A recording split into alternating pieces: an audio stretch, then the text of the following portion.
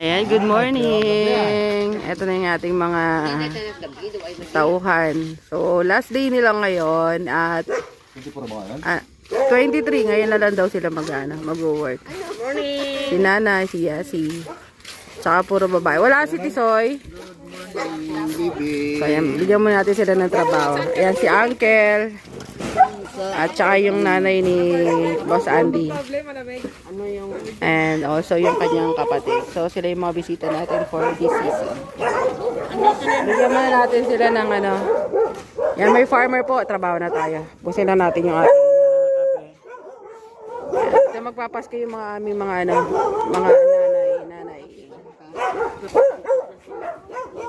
Harapin muna natin yung ating mga farmer, mga kasidling. Tapos bigyan ko kayo ng update sa ano, sa punla na trinit natin.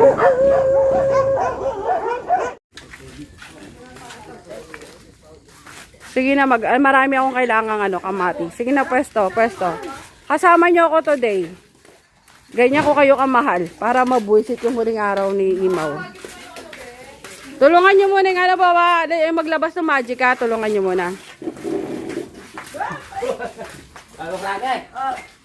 Ganyan lang yan, boss? Tag-iisa lang? Oo. Okay. Sa bundok ba?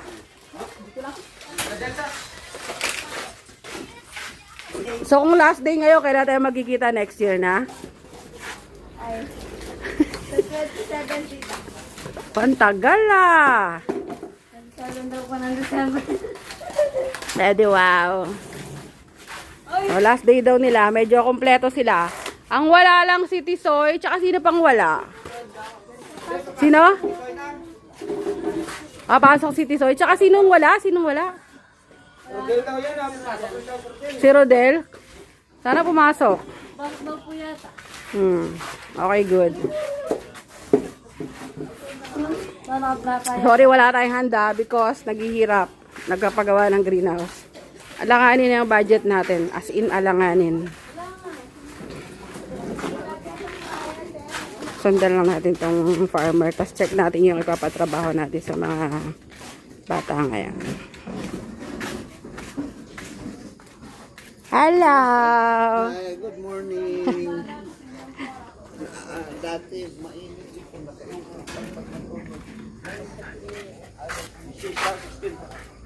Kulang mo isa, yung lang katay, yung kalbo. Nag-vlog ka na ulit eh? Konti. Pag sinipag. Ganyan yung ano nila para kasya dyan 2, 4, 6, 8, 10, 14. Pang 14. Punta muna tayo sa baba. Merry Christmas. Pahabol po na ano. Boy, Benok! Halika na. Ayan na. Alis ka dyan! Ay, salamat boss ha. Puro magtatanim na ngayon yung mga ano sa atin. Panghuling hirit nila. Tatanim na nila. Teka, may gagawin pala tayo experiment. Samahan nyo ako. So, ayan. Ito, try natin mga kasidling ha. Lapit ka, Tiasi. Send ko lang muna dito ta. Wala pa naman nga ano si... Ano nila kasidling yung sinasabi ko sa inyo, experiment tayo. So, meron tayo ditong punla ng kamatis. At ito ay maybe... Lapit mo, Tias. Pakita mo sa kanila. Ito ay nasa... Kung hindi ako nagkakamali ha. Galingan natin na pag-estimate. Mga 12 days. Yan. So, ang gagawin natin dito ay style ng ano, yung sa hydroponics. So, ibababad natin, no. Soaking, bottom watering tayo. Mag-try tayo kasi meron akong nakita na punlaan siya, no. Nagsisidling siya tapos yung gamit niyang style ay bottom watering. So, meron siyang langganang gaya nito. Yung sa kanya kasi kasya yung dalawang tray. Tapos may konting siwang sa gitna. It means may konti siyang space between two seedlings na pinagtabi niya. So, ganito yung pakita mga Tiasi. Ganito yung pinagbababa. Ganito yung klase ng planggana na pinagbabara siya. So, parang meron siyang mga nakaangat na ganyan. And, so, naganap tayo. Kaso mo, hindi sakto. So, yung gagawin natin ay gupitin na naman natin. Tapos, ito yung may ganito siya, no? Medyo may nakaangat. Then, ito, meron siyang plain. Yan. So, dyan natin ibababad. Pareho. So, gupitin muna natin para magkasya. Ito ay nasa maybe 12 days, no? Hindi ako masyadong sigurado kasi ang dami natin nakaschedule na tinanim na kamatis and sayang doble. And hindi natin alam din kung saan siya. So, pero sa tingin ko nasa 12 days ito. Ang kasya dito, kailangan natin magbawas ng 4 na layer, 4 na hilera. 1, 2, 3, 4, 4 na row. Ayan. Yeah. Kailangan natin gawin to para makita natin kung maganda yung result ng bottom watering hanggang sa pwede na siyang maging pantanim. And pag-aralan natin kung paano nila ginagawa yung ganun klaseng diskarte ng pagsiseedlings. And meron din tayong kaibigan, si Magalang Hydroponics. Sabi niya hanggang sa may benta niya raw yung pula, naka bottom watering. So ito dito, try natin. Ang kagandahan kasi nito, meron siyang konting space.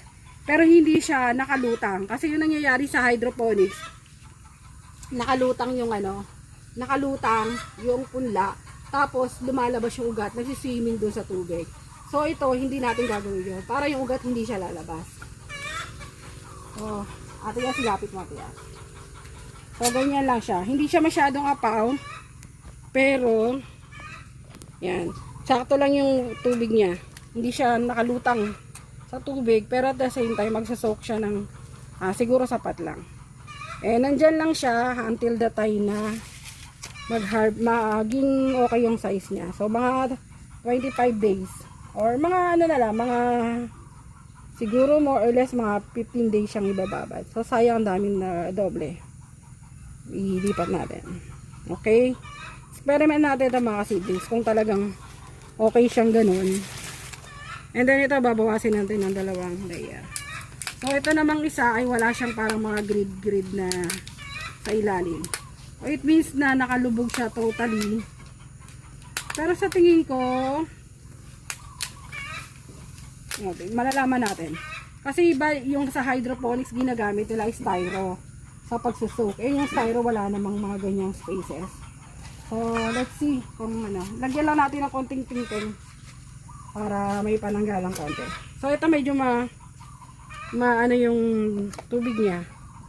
O marami. Pero okay lang yan. Try na lang natin ganyan. Kadami. So ayan. Gaya ng sinabi ko, bababad lang natin. And then, kapag konti na lang, so medyo hindi siya level.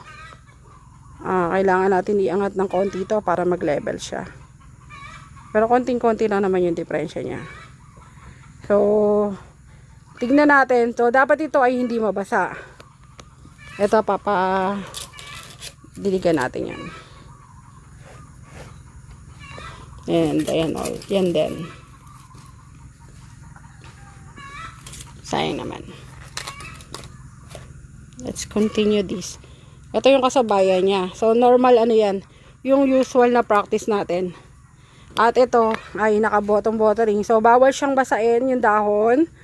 Para marami tayong obserbahan dyan. Kasi di ba madalas yung sakit nang gagaling din sa dahon.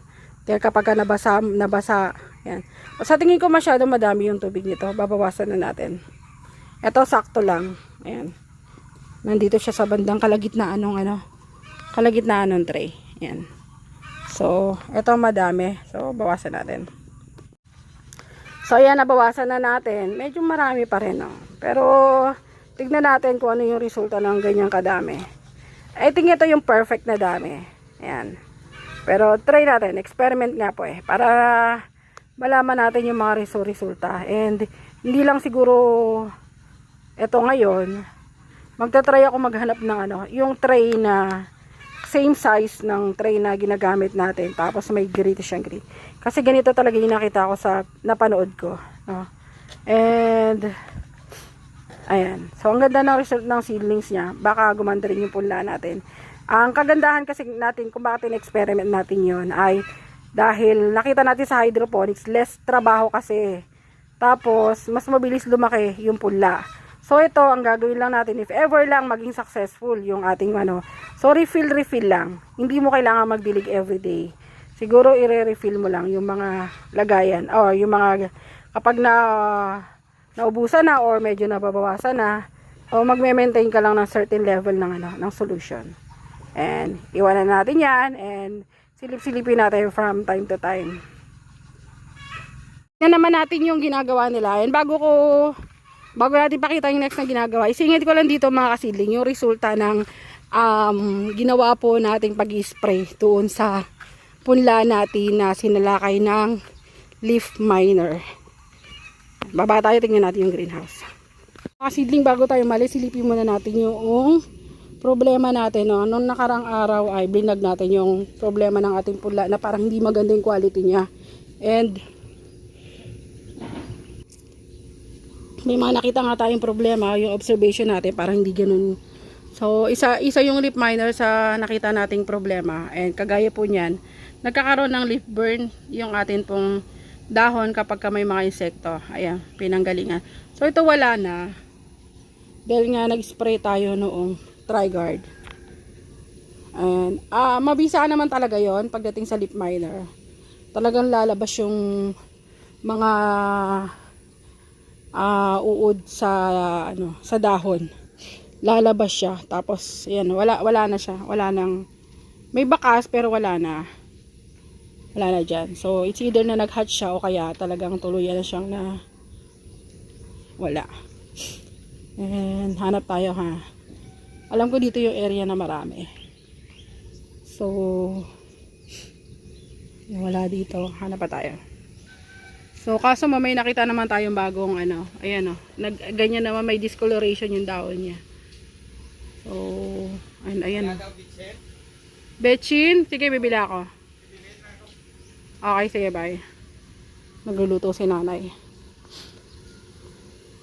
Ay na pa ako inutusan ito. Nagbablog pa. Ayan panibago na namang So na naman, first time ko tong ma-encounter yung ganitong problema. So yung greenhouse hindi naubusan ng yan. So talong, itong area na to, first time ko itong na-encounter yung ganito. Ayan. So meron na naman tayo panibagong sitwasyon. Dapat malaman natin kung ano yung nagiging cause niyan. Marami siya. Isolated. Marami isolated. Pwede ba yon? So kalat-kalat. Ito tatlong dahon na may bakas ng leaf miner pero wala na. I think namatay na kasi kung titignan nyo, ito medyo bago-bago pa yung bago-bago pa yung so wala na dyan. And wala na. Ito katulad nito, wala na.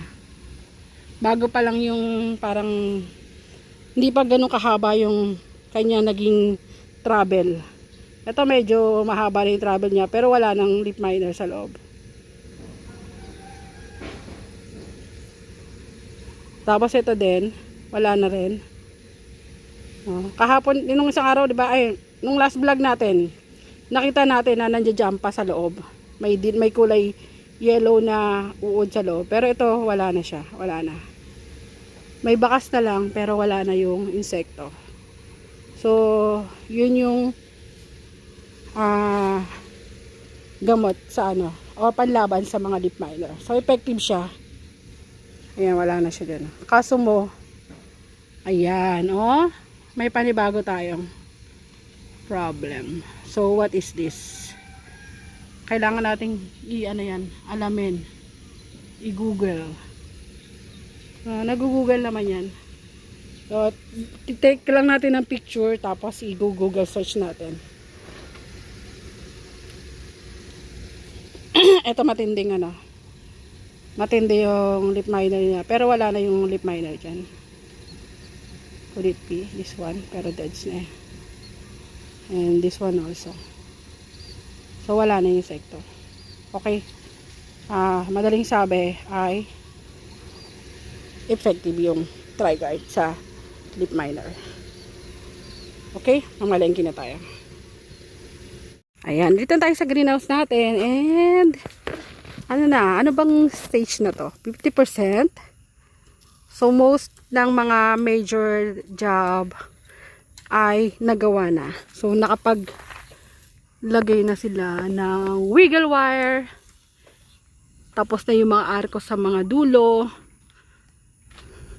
Tapos nailagay na yung mga alulodo, hindi pa kompleto. So like 1, 2, 3, tatlong hilera ng alulod na ilagay na.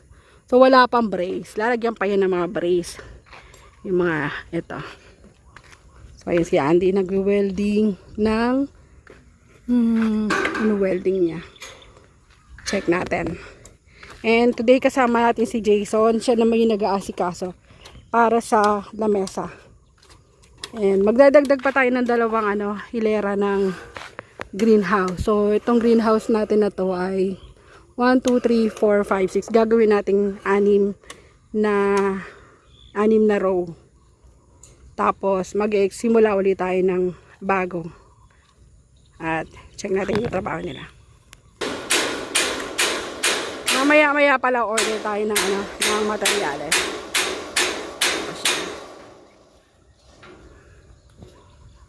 So nagkakabit sila ng patingin ko nag-i-spot. Nakabit nila yung bali lalagyan ng alulod.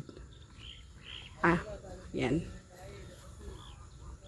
Order mo tayo materyales. Last day ng ating pasok. Yan, medyo maganda si Ate May. Hi Ate May. Anong tawag dyan Fruit salad drinks. Guache sa Korean. May mga prutas at saka may kasamang mangga, gulaman. Then, tignan natin sila nanay. Nag-iihaw. Wow. Ayos Masaya yung taga-ihaw natin. Naka face mask. Naka-guantes. Wow, may luto na nanay. Tayo.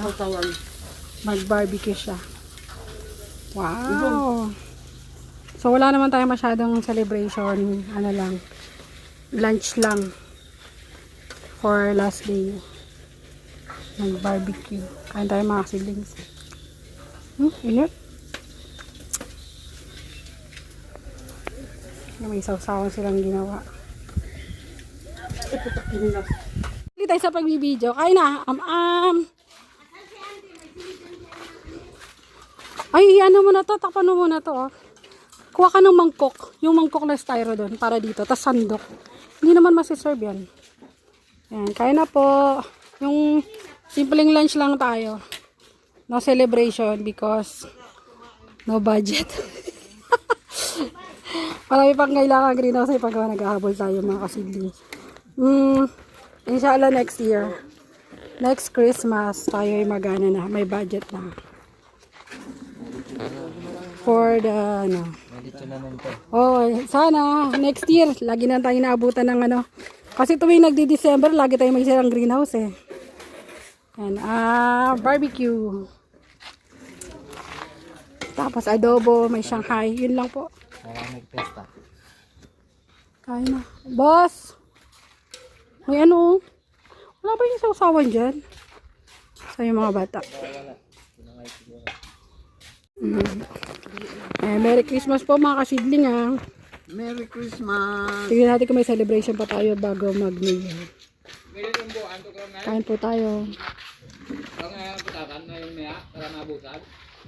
Uncle pwede na wala. Talo-talo na yung uncle daw na lang Merry Christmas! Yun. Ay, ayaw mangkok. Time na. Kanami.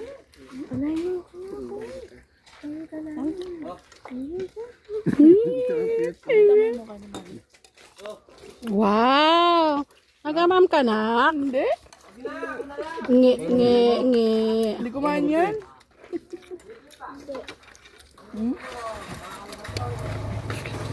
Hindi na bing.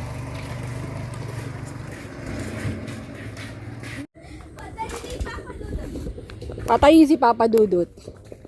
Ayan, check natin yung mga nagtetenor ng ano, ng kamatis. Ayan, marami-rami tayong kamatis mga kasidling, good size. Yung problema, purong mga nagpapaantay yung mga farmer. So, I think dahil sa season, ganyan, I mean sa parating na holidays, Pasko, bagong taon. Ayan. Pero siguro, waiting lang ng ano, ayan, ang dami na po. Ito halos mga nakaano na rin. Talagang nag-aantay lang ng pagpapadeliver na lang. Malapit na matapos tong area na to. Nagmamadali kayo. Si Boboy nagmamadali rin, oh. Tingnan mo. Oh. Meron nag-ano dun sa may 3 yata. Marami rin. 4. Sila yung mga po yata dito. O, doon na kayo pupunta pagkatapos niya. So, tapos na, yung kabila pa, ginagawa nyo na rin. Hi guys! Ayun. Okay, good. Hi guys! Yeah! Si Boboy, anong ginagawa? Nagbubuo po. Baka... Pwede.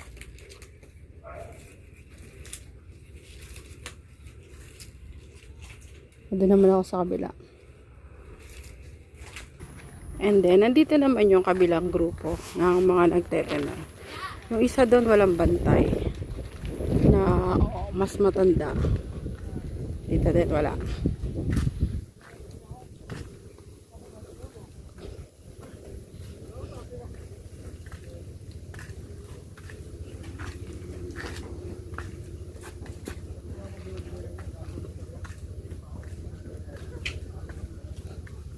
Ate, wala kayong pinaglalagyan ng ano nyo?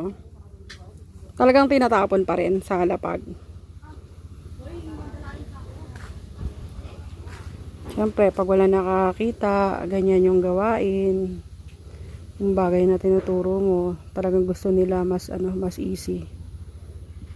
Gusto talaga nilang mahirap talaga yung mga tauhan na ipapractice yung tamang trabaho. Yan yung problem natin. Mas gusto nila yung madali ang kilos. Kahit hindi tama. Ipunin nyo yung lupa, ate. Pakiusap. Huwag nyo ikalat dyan.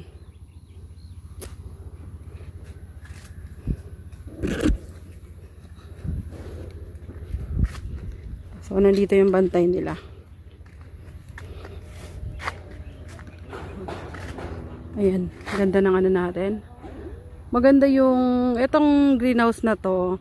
So hindi na natin siya kailangan siyang ihagdan-hagdanan like yung sa isa nating greenhouse kasi yung pagka-slope ng lupa niya is banayad lang.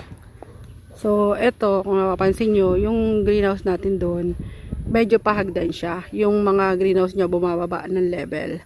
And ito ay hindi na. So yung sa taas, sa unahan mababa, then dito sa taas dulo medyo tumaas na yung kanyang poste.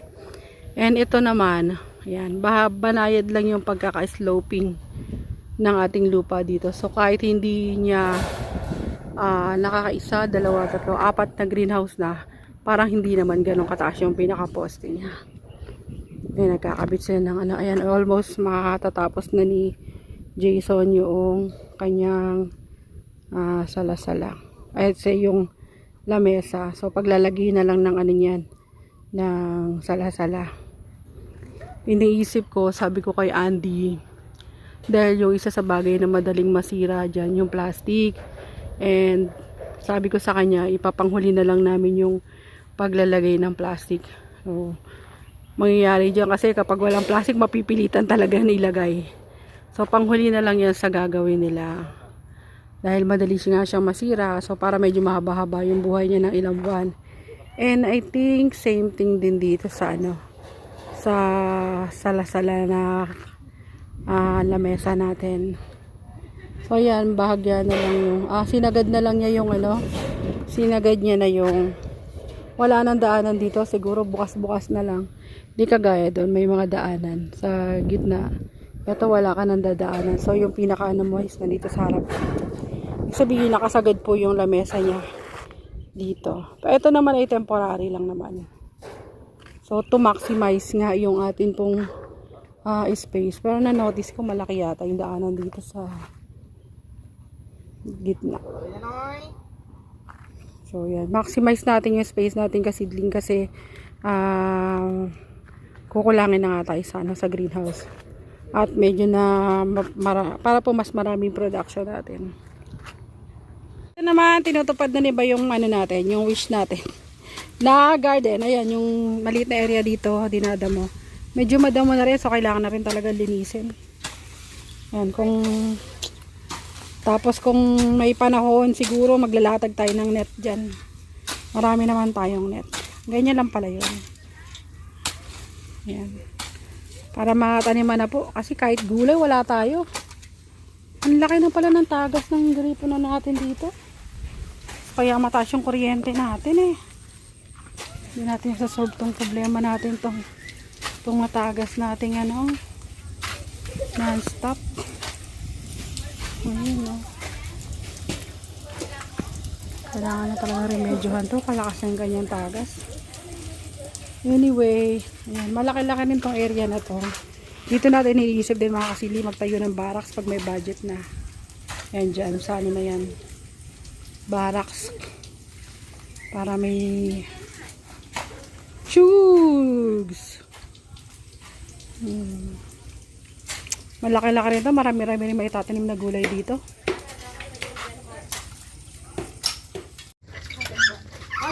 Ate, ikunin mo ninyo.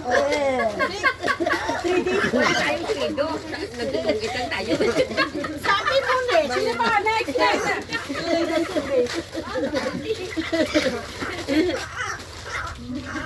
Di pala kasali yung senyor. Nay, nakaharang ka, Nay.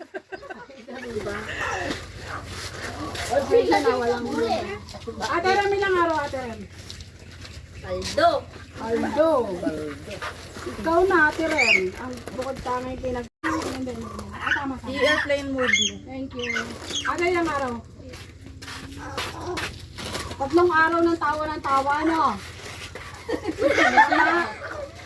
3 araw ng tawa. Tapos ako hindi ko yun isa. Kita, bali 1 day lang po sama. Yung na-advance kong position. By 2 days yata. Tapos kayo rin sa pa. Ilang araw ka isa? Ha? Ba't di siya pumasok ngayon?